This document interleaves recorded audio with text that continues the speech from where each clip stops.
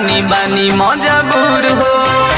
सुनो का सुनो जाए के न मन करे तुहारा से दूर हो, पैसे के कारण रानी बानी मजबूर हो।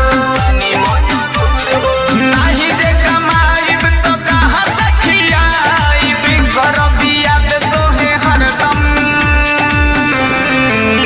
हेले जाबो कदी चंदन ए राजा जाता रा तू तो लंदन। हेले जाबो कदी चंदन ए पिया जाता रा तू तो लंदन।